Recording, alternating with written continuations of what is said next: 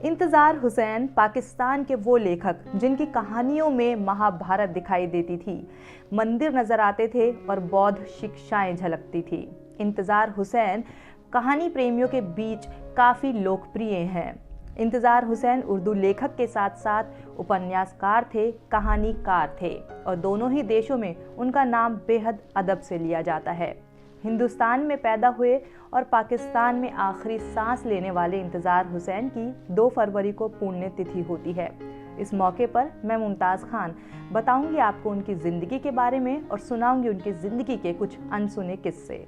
इंतजार हुसैन के लिए कहा जा सकता है कि वो पाकिस्तान के थे, उर्दू में लिखा करते थे और वहाँ बेहद मशहूर थे।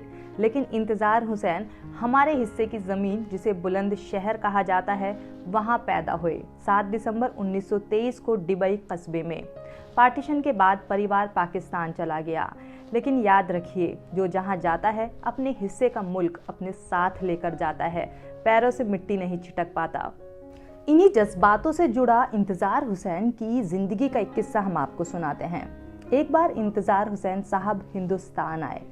60 साल से ज़्यादा का वक्त बीत चुका था, लेकिन उनको अपने घर जाना था।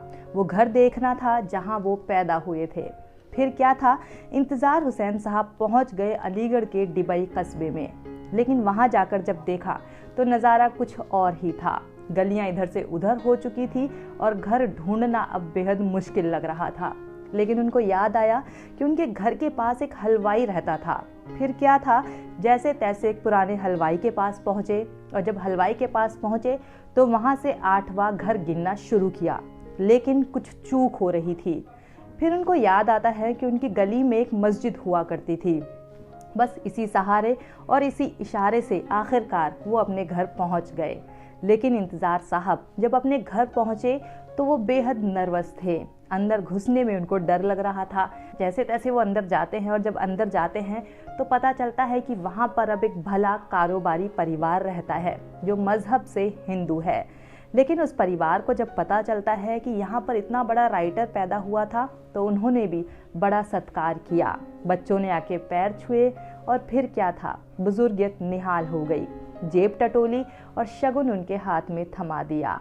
उसके बाद इंतजार साहब पूरे दिन डिबई कस्बे में घूमते रहे। कभी उन्हें करबला जाना था, कभी उन्हें चामुंडा का मंदिर जाना था। चामुंडा का मंदिर उनकी जिंदगी का एक रोज का हिस्सा हुआ करता था।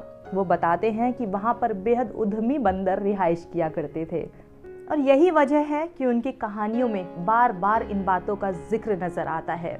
उनकी कहानियों में जिस तरह से भारत की मिट्टी और यहाँ की परंपराओं को बयान किया गया है, इस तरह किसी भी पाकिस्तानी लेखक की कहानी में आपको नजर नहीं आएगा। इंतजार हुसैन कहते हैं कि जब वो लिखना शुरू करते हैं तो वो अतीत में खो जाते हैं और उनकी कहानी 2 युगों में चलने लग जाती है। इंतजार हुसैन भारतीय उपमहाद्वीप के अनूठे कहानीकार थे।